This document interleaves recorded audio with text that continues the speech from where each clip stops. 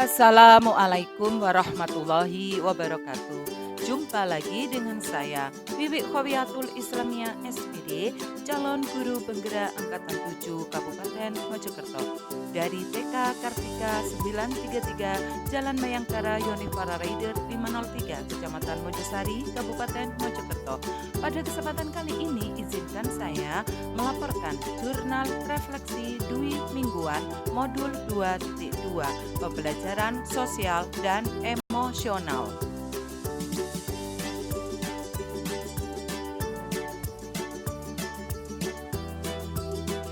Dalam pendidikan guru penggerak, saya sebagai calon guru penggerak dibimbing oleh fasilitator dan pengajar praktik.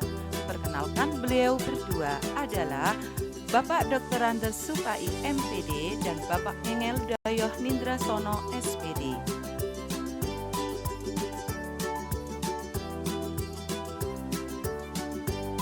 Berikut ini beberapa kegiatan pendidikan calon guru penggerak yang sudah saya laksanakan mulai tanggal 23 Februari 2023 sampai dengan 8 Maret 2023, yaitu kegiatan calon guru penggerak pada modul 2.1 telah selesai.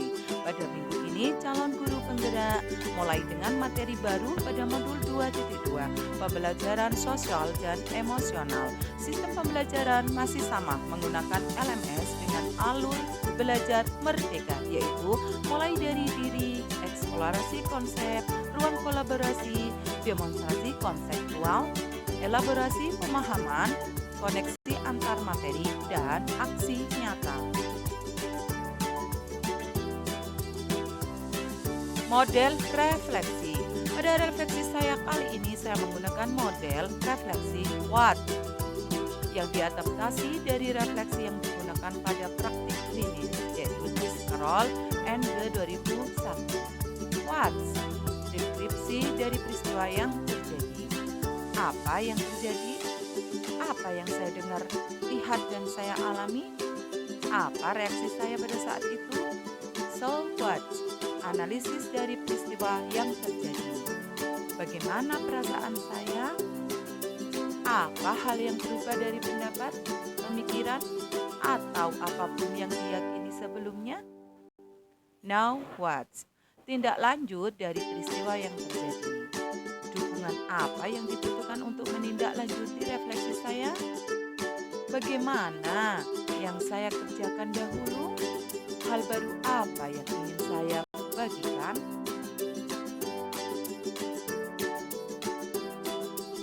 What? Deskripsi dari peristiwa yang terjadi. Saya mengutarakan pada tanggal 23 Februari 2023, proses pendidikan calon guru penggerak sudah memasuki modul 2.2, pembelajaran sosial dan emosional. Alur pembelajaran yang kami laksanakan menggunakan LMS, baik secara sinkronus maupun asinkronus. Kami mempelajari modul yang membahas mengenai konsep dasar pembelajaran sosial dan emosional yang dapat diterapkan guru pada anak didiknya dengan tujuan pemahaman, penghayatan, dan kemampuan untuk mengelola emosi atau kesadaran diri, menetapkan dan mencapai tujuan positif atau pengelolaan diri, merasakan dan menunjukkan empati kepada orang lain atau kesadaran sosial, dan membuat keputusan yang bertanggung jawab. Selanjutnya, what? Deskripsi dari peristiwa yang terjadi. Awal mempelajari modul ini, saya merasa bingung. Mengapa sebagai seorang guru di kelas yang bertugas mendampingi proses belajar akademik siswa harus belajar mengenai ilmu psikologis dan berkaitan dengan kompetensi sosial dan emosional. Kemudian, secara perlahan saya mengikuti alur pembelajaran yang dimulai dengan mulai dari diri dan eksplorasi konsep. Saya mulai memahami pentingnya memiliki kompetensi sosial dan emosional bagi guru maupun murid. Kemudian kami melaksanakan alur berikutnya, yaitu ruang kolaborasi. Kami berdiskusi dengan fasilitator hebat, juga teman-teman sesama CGB mengenai rencana implementasi KSE di sekolah. Pada proses ini, pemikiran saya semakin terbuka betapa pentingnya seorang guru memiliki dan mengajarkan secara sengaja KSE pada muridnya. Selanjutnya, tetap pada pemahaman what, deskripsi dari peristiwa yang terjadi.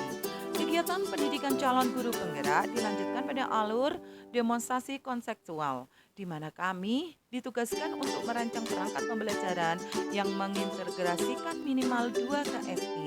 Selanjutnya, elaborasi pemahaman.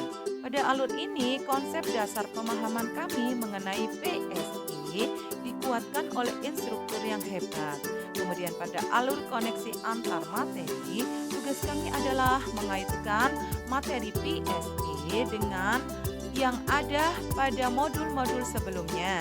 PSE yang telah kami rancang pada alur demonstrasi konseptual, kemudian kami lakukan pada proses aksi nyata untuk dapat mewujudkan sikap well-being pada peserta didik. Well-being adalah sebuah kondisi di mana individu memiliki sikap yang positif terhadap diri sendiri, dapat memenuhi kebutuhan dirinya dengan menciptakan dan mengelola lingkungan dengan baik.